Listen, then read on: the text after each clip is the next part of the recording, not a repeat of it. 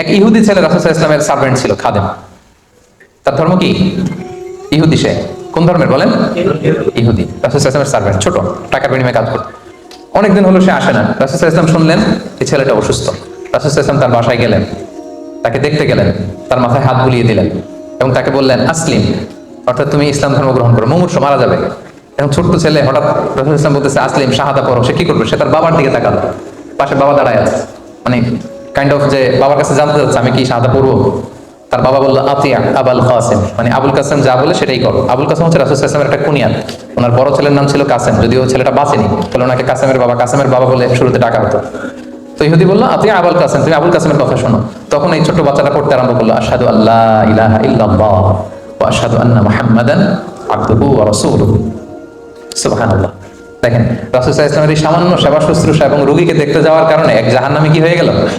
জান্নাতি। রাসূল সাল্লাল্লাহু আলাইহি ওয়াসাল্লাম ঘর থেকে বেরোর সময় এটাই বলতেছিলেন যে আলহামদুলিল্লাহিল্লাযী আনকাযাহু মিনান নার, প্রশংসা সে আল্লাহর যে আল্লাহ তাকে জাহান্নামের আগুন থেকে বাঁচিয়েছে।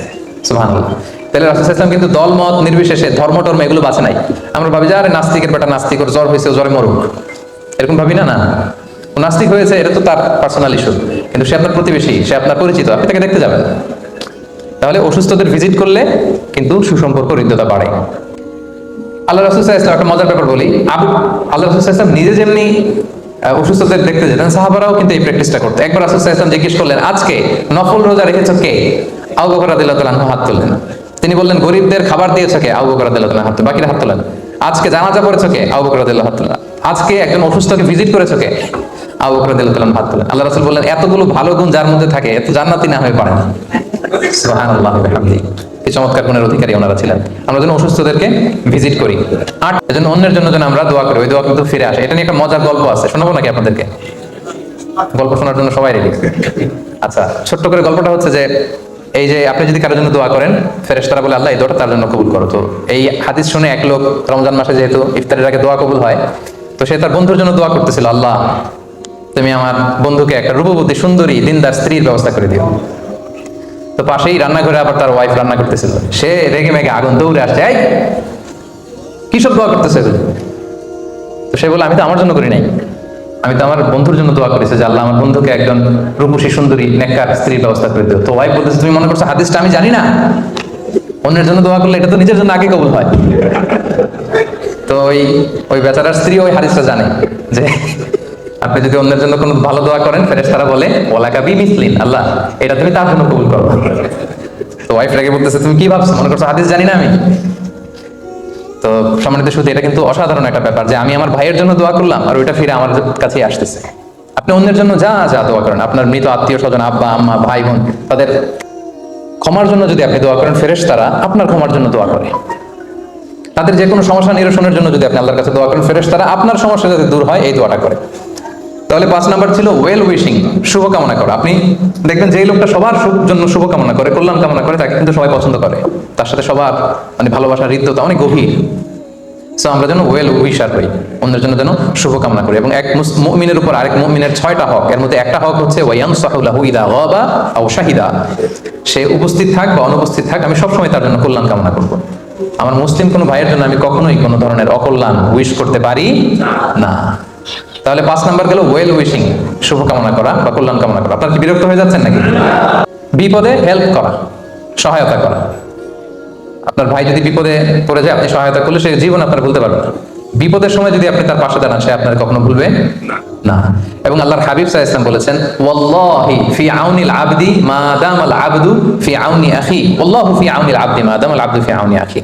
বান্দা, আল্লাহ তাআলা ততক্ষণ পর্যন্ত বান্দার সাহায্যে থাকে যতক্ষণ পর্যন্ত বান্দা তার ভাইয়ের সাহায্যে থাকে।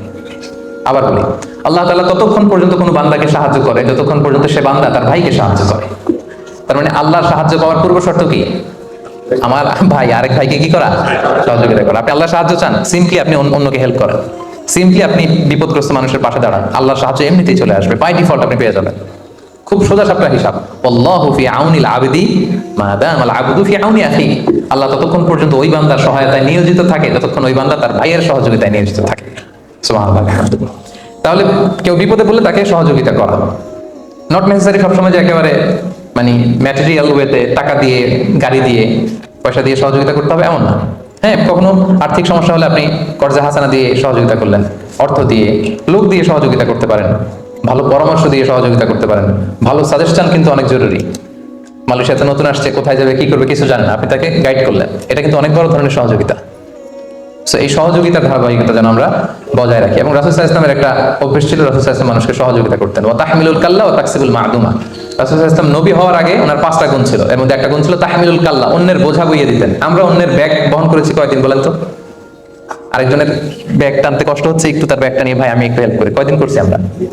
হ্যাঁ, নিজেরটা করতেই জান খারাপ হয়ে যায়।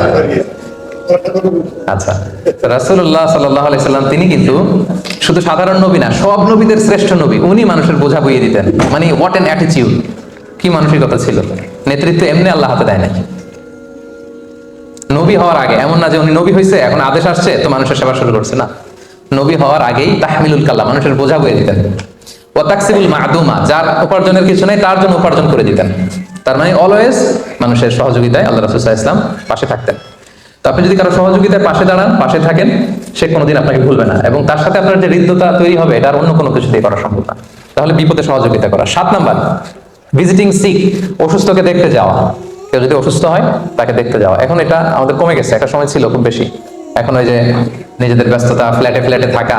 বাংলাদেশের কথা যদি বলি, বাংলাদেশে তো প্রায় শুনি যে ওই ফ্ল্যাটের ভিতরে মারা গেছে, পরে দুর্গন্ধ বের হওয়ার পরে এরপরে আশেপাশের লোকজন জানছে যে কে নাকি মারা গেছে। এখানে কি ফ্ল্যাট কালচার চলে আসছে আমাদের, ফলে আমাদের হৃদ্যতা, আমাদের আন্তরিকতা এগুলো একেবারে আমরা হারাতে বসেছি। তো অসুস্থ ব্যক্তিকে দেখতে যাওয়া এটা সুন্নাহ। পাশাপাশি আপনি যাকে দেখতে যাবেন তার সাথে আপনার একটা সুসম্পর্ক তৈরি হবে, সে আপনাকে মনে রাখবে। রাসূল সাল্লাল্লাহু আলাইহি ওয়াসাল্লাম এটা খুব করতেন। অসুস্থকে দেখতে গেলে তার মাথায় হাত বুলাতেন, গায়ে হাত বুলিয়ে একটা দোয়া পড়তেন, আল্লাহুম্মা রাব্বান নাস আযহিবিল বাস ইশফি ওয়া আনতা শাফি লা শিফা ইল্লা শিফাউক শিফাআন লা ইউগাদিরু সাকামা। এবং তাকে পজিটিভ কথা শোনাতেন। একজন অসুস্থ রোগীর বন্ধুরা যদি যায়, যদি পজিটিভ কথা শোনে, ওর রোগ তো এমনি অর্ধেক ভালো হয়ে যাবে। কি বলেন? আমাদের দেশে হচ্ছে কেউ যদি অসুস্থ হয়, ওই রোগে সবচেয়ে কষ্ট পেয়ে কে কে মারা গেছে ওগুলো যে বলা শুরু করে যে আল্লাহ আপনার তো ক্যান্সার, ক্যান্সারে যে আমার এক খালা ছিল কি যে কষ্ট পাই আমার, এই যে শুরু। তো ওই লোক তো এমনি অর্ধেক তো তখনই মরা। আপনি যাই বলবেন ঘটনা কি, আপনি অসুস্থ এটা বললো কে? আপনার তো ইউর লুকিং ভেরি ইয়াং, আপনার তো খুব এনার্জেটিক মনে হচ্ছে না, অসুস্থ মনে হচ্ছে না তো, আপনি তার কাছে সুন্দর হয়ে গেছেন দেখা যাচ্ছে। তো এগুলো বললেই দেখা যাবে যে সে মানসিকভাবে একটু আরো সবল হয়ে উঠবে। কিন্তু ওই রোগে কে কে মারা গেছে, কি কষ্ট পেয়ে মারা গেছে, এই ফিরিস্তি যদি আপনি তার সামনে শোনান, বেচারা ঠিক থাকবে? থাকবে না। আমরা যেন অসুস্থ ব্যক্তিকে দেখতে যাই, ওদেরকে পজিটিভ কথা যেন বলি, দেখবেন যে সে আজীবন মনে রাখবে যে আমাকে দেখতে আসছিল। এবং ভিজিটিং সিক, অসুস্থদের দেখতে যাওয়ার ক্ষেত্রে কিন্তু কোনো মুসলিম অমুসলিম বাধ্যবাধকতা নেই। আপনি আপনার অমুসলিম ফ্রেন্ডকেও দেখতে যেতে পারেন। আপনার এক বন্ধু নাস্তিক, অসুস্থ, ইউ ক্যান ভিজিট হিম। হিন্দু, পাশের ঘরের বাড়ির হিন্দু, আপনি দেখতে যাবেন অবশ্যই। রাসূল সাল্লাল্লাহু আলাইহি ওয়াসাল্লাম মুসলিম অমুসলিম নির্বিশেষে তিনি অসুস্থদের ভিজিট করতেন।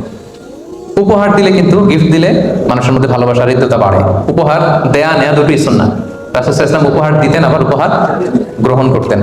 এবং প্রফেসর সাল্লাল্লাহু আলাইহি ওয়াসাল্লাম তিনি বলেছেন, তাহা দাও তাহাব্বু, তোমরা একে অপরকে উপহার দাও, তোমাদের মধ্যে ভালোবাসা বাড়িয়ে দিবে কে? আল্লাহ তাআলা ভালোবাসা বাড়িয়ে দিবে। সো আমরা যেন উপহার দেই, একে অপরকে যেন গিফটস দেই। রাসূল সাল্লাল্লাহু আলাইহি ওয়াসাল্লাম দিতেন এবং গিফটস নিতেন। গিফট দিলে কিন্তু খুব সিম্পলি, কারোর সাথে আপনার রাগ অভিমান থাকলেও কিন্তু কমে যাবে। ধরেন একজনের সাথে সম্পর্ক খারাপ, আপনি কিছু উপহার পাঠালেন, আর কি রাগটা থাকে? কুরবানির সময় কুরবানির গোশত পাঠালেন, আর রাগ থাকবে? আমি বাংলাদেশে এক চেয়ারম্যানের গল্প শুনেছি যে সে চেয়ারম্যান ইলেকশনে হেরে যে জিতেছে তার বাড়িতে ফুল আর মিষ্টি নিয়ে গেছে। বিজয়ী চেয়ারম্যানের বাড়িতে পরাজিত চেয়ারম্যান প্রার্থী কি নিয়ে গেছে? ফুলের মালা আর মিষ্টি। তো এখন আর রাগ থাকে বলেন? পুরো আইস ব্রেকিং হয়ে একেবারে বন্ধ হয়ে গেছে এখন। তো এই যে শত্রুতা, রাগ, এগুলো কিন্তু কমিয়ে দেয় একে অপরকে যদি উপহার দেওয়া যায়। নট নেসেসারি যে খুব দামি জিনিস উপহার দিতে হবে, ছোট ছোট জিনিস। ফ্যামিলিতে আপনারা বন্ধু বান্ধবের মধ্যে ছোট ছোট জিনিস দিতে পারেন। এই রমজান উপলক্ষে ছোট্ট একটা মেসওয়াক, ছোট্ট টুপি, ছোট্ট পারফিউম, এই ছোট্ট ছোট্ট জিনিস উপহার দেওয়ার মধ্যে দিয়েও কিন্তু আমরা আমাদের ভালোবাসার হৃদ্যতা বাড়াতে পারি। 9 নাম্বার, হাসান বলেন, মান কানা ইউমিনু বিল্লাহি ওয়াল ইয়াউমিল আখির ফালিয়ুকরিম দাইফা, যে আল্লাহ বিশ্বাস করে, আখিরাতে বিশ্বাস করে, সেজন্য মেহমানকে সম্মান করে। আপনি যদি মেহমানদারি করান, তার সাথে আপনার সম্পর্ক বেড়ে যাবে, এটা স্বাভাবিক। আমার দিকে তাকান সবাই, একটা জিনিস দেখাই আপনাদেরকে, তাকিয়েছেন সবাই? আরব দেশে একটা কথা বলে যে এইখানে পৌঁছতে চাইলে আগে এইখানে পৌঁছো। আই রিপিট, আরবরা বলে এইখানে ঢুকতে চাইলে আগে এইখানে ঢুকো, মানে হৃদয়ে পৌঁছতে চাইলে আগে পেটে ঢুকতে হয়। আমাদের এলাকায় একটা কথা বলে যে বাসনে ভাত না থাকলে ভাষণে পেট ভরা। আপনারা প্লেটে কি বলেন আঞ্চলিক ভাষায়? আমাদের এলাকায় বলে বাসন। হ্যাঁ, বলে না? থালা বাসন বলে না? তো বলে যে বাসনে ভাত না থাকলে ভাষণে পেট ভরে না, পেটে খেলে পিঠে সয়। তো আপনি আরবরা বলে যে এইখানে কেউ ঢুকতে চাইলে আগে তার এখানে ঢুকো, কারো হৃদয়ে স্থান করে নিতে চাইলে আগে তার পেটে স্থান করে নাও, মানে তাকে আপ্যায়ন করো। তো আল্লাহ হাবিব সাল্লাল্লাহু আলাইহি ওয়াসাল্লাম যে বলেছিলাম যে তিনি নবী হওয়ার আগে ওনার 5টা বিশেষ গুণ ছিল, এর মধ্যে একটা ছিল তাকরিউদ দাইফ, মেহমানদারি করাতেন। তিনি সবসময় তিনি মানুষদেরকে কি করাতেন? মেহমানদারি করাতেন। এবং তিনি মদিনাতে যে সুবহানাল্লাহ, মদিনাতে হিজরত করে যে তিনি 4 বাক্যের একটা ঐতিহাসিক ভাষণ দিয়েছিলেন। এই জাস্ট তিনি মাইগ্রেট করে পৌঁছলেন। এখন তো এই ভাষণের মধ্যে ওনার ওনার মদিনাতে পৌঁছার পরে টেনশন কি ছিল? বাড়ি নাই, ঘর নাই, নিজের একটা ঘর করতে হবে, ক্যারিয়ারটা সাজাতে হবে, এটা সেটা না। উনি সেখানে যে বলেন আতঈমুত তাআম, মানুষকে খাবার খাওয়াও। সুবহানাল্লাহ। 4টা বাক্য বলেছিলেন। কি বলেছিলেন? আফসুস সালাম, বেশি বেশি সালাম দাও। লম্বা হাদিস, আমি অর্থটা বলছি। আতঈমুত তাআম, খাবার খাওয়াও। ওয়াসিলুল আরহাম, আত্মীয়তার সম্পর্ক বজায় রাখো। ওয়াসাল্লু বিল্লাইলি ওয়ান নাসু নিয়াম, সবাই যখন ঘুমায় তখন নামাজ পড়ো। তার মানে 4টা কর্মসূচির একটা ছিল খাবার খাওয়াও। কি খাওয়াও? সবাই বলতে হবে, কি খাওয়াও? মদিনাতে যেই তিনি আগে দেখলেন যে খাদ্য সংকট দূর করতে হবে। আমি যেটার প্রেসিডেন্ট হব, যেই রাষ্ট্রের, ওই রাষ্ট্রে খাদ্য সংকট থাকতে পারবে না। আতঈমুত তাআম, খাদ্যকে সহজলভ্য করো, খাবার খাওয়াও। এখন এটা অনেক বড় ক্রাইসিস, আমাদের বাংলাদেশে তো এখন চলতেছে খাদ্যের সংকট। যে কোনো দেশের জন্য এটা অনেক বড় সংকট। ক্ষুধার জ্বালা বড় জ্বালা। তখন আর ওই যে বলে যে ক্ষুধার রাজ্যে পৃথিবী গদ্যময়, পূর্ণিমার চাঁদ যেন ছলসানো রুটি। তখন ক্ষুধা লাগলে পদ্য গদ্য হয়ে যায়, আর আকাশের চাঁদের নান রুটি মনে হয়, ঠিক কি না? সম্মানিত শুধু এই জন্য খাদ্য সংকট দেখেন, আল্লাহ রাসূল সাল্লাল্লাহু আলাইহি ওয়াসাল্লাম মদিনাতে পৌঁছেই প্রথমে কোন সংকট দূর করতে বললেন? খাদ্য সংকট। সেই খাদ্যের সংকটটা কিন্তু অনেক বড়। আমাদের বাংলাদেশে এখন এই সংকট দেখা দিচ্ছে। আল্লাহ তাআলা এই সংকট থেকে আমাদেরকে হেফাজত করুন। এই যে নানান ধরনের কথা শোনা যাচ্ছে যে বেগুন দিয়ে বেগুনি না বানিয়ে তারপর কুমড়া দিয়ে বানানো, এই যে পরামর্শগুলো আসতেছে কি কারণে? সংকট। We are in crisis. এটা কিন্তু ডেঞ্জারাস। কোন দেশ যখন দুর্ভিক্ষের দিকে যায়, এটা যে কতটা ভয়ঙ্কর এটা কল্পনা করা যায় না। আমরা আজকের এই প্রোগ্রাম থেকে দোয়া করি আল্লাহ তাআলা যেন আমাদের দেশের এই খাদ্য সংকটকে তিনি দূর করে দেয়। সব শেষ কথা, পারস্পরিক হৃদ্যতা এবং ভালোবাসা বাড়ানোর সর্বশেষ মাধ্যম হচ্ছে রিকনসিলিয়েশন বা সেটেলমেন্ট করে দেওয়া। দুইজন ঝগড়া লাগলে আপনি যদি দুজনকে মিলিয়ে দেন, তাদের সাথে আপনার সম্পর্ক ভালো হয়ে যাবে। দুইজন ঝগড়া লাগলে আমরা কি করব? মিলিয়ে দিব। কিন্তু আমরা অনেক সময় মিলিয়ে দেই না, কিন্তু আর একটু বাড়াই দেই। মানে দুইজন ঝগড়া লাগছে, কেমন যেন এখান থেকে একটা আমি ভালো ফিল করতেছি, এরকম হয় নাকি? কারণ এরকম হইলেই ঝামেলা। এটা যেন না হয়। ওরা দুজন ঝগড়া লাগছে, আপনি যদি একটু ভালো ফিল করেন, সামথিং রং। বরং আপনার প্ল্যান থাকতে হবে যে আমি রিকনসিলিয়েশন করে দিব, মিলাইয়া দিব। রাসূল বললেন, নামাজ, রোজা, দান সদকার চেয়েও আরেকটা সওয়াবের কাজ আছে। আমি কি তোমাদের সেটা বলবো না? সাহাবারা বললো, বলেন। সেটা কি? রাসূল সাল্লাল্লাহু আলাইহি ওয়াসাল্লাম বললেন, ইসলাহু যাতিল বাইন, দুইজনকে মিলিয়ে দেয়া। সুবহানাল্লাহ। আমরা মনে করি নামাজ পড়ে পড়ে কপালে কালো দাগ ফেলে দিলে আমি বড় বুজুর্গ, নফল রোজা রাখতে রাখতে আমি একেবারে বিশাল বড় বুজুর্গ। কিন্তু রাসূল সাল্লাল্লাহু আলাইহি ওয়াসাল্লাম বলেন না, দুইজনের মধ্যে একটু মিসআন্ডারস্ট্যান্ডিং, বোঝাপড়ার সমস্যা, তুমি যদি মাঝখানে যে আরবিট্রেটর বা মিডিয়েটর হিসেবে যে মিলায় দাও, এর চেয়ে বড় সওয়াবের কাজ হতে পারে না। দুইজন ঝগড়া লাগছে, আগুন জ্বলে উঠছে, ওখানে আপনি তেল ঢালবেন না।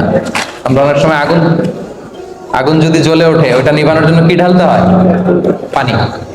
কিন্তু অনেকে পানি না ঢেলে কি ঢালে? না, এটা করা যাবে না। রাসূল সাল্লাল্লাহু আলাইহি ওয়াসাল্লামের একটা ভালো অভ্যাস ছিল, তিনি খুব ভালো মধ্যস্থতা করতে জানতেন। দুইজনের মধ্যে যদি ঝগড়া হয়, রাসূলুল্লাহ সাল্লাল্লাহু আলাইহি সাল্লাম সেটা মিলিয়ে দিতে চাইতেন। এবং যার মাধ্যমে দুইজনের মধ্যে সম্পর্ক ভালো হলো, ওই দুইজনের সাথে কিন্তু আপনার সুসম্পর্ক বজায় থাকবে। এবং যে সমস্ত জায়গায় কিছুটা ছোটখাটো মিথ্যা কথা বলা যায় ইসলামে, এর মধ্যে একটা হচ্ছে দুইজনকে মিলিয়ে দেওয়ার ক্ষেত্রে। এই লোকের নাম ধরেন যে ক, এর নাম খ, দুজনের মধ্যে ঝগড়া, আপনি ক এর কাছে যেয়ে বলবেন যে আরে খ তো আপনার খুব প্রশংসা করে, প্রায় বলে আপনি নাকি এরকম এরকম। সে শুনে অবাক হবে, কিরে সে আমার প্রশংসা করে, তার সাথে তো ঝগড়া। খকে যে আবার এটাই শোনাবেন যে উনি তো বললো আপনার এরকম এরকম ভালো গুণ আছে, সে অবাক হয়ে যাবে। মাঝখান থেকে দুজনের মধ্যে সুসম্পর্ক, এবং আপনি হয়ে যাবেন তাদের প্রিয় পাত্র। তা আপনি যদি মধ্যস্থতা করেন, বিবাদমান দুইটা গ্রুপকে মিলিয়ে দেন, বা দুইজনের মধ্যে আপনি সম্পর্ক, রিলেশনশিপকে ভালো করে দেন, তাদের সাথে আপনার সম্পর্কটা আরো উন্নত হবে, ভালো হবে।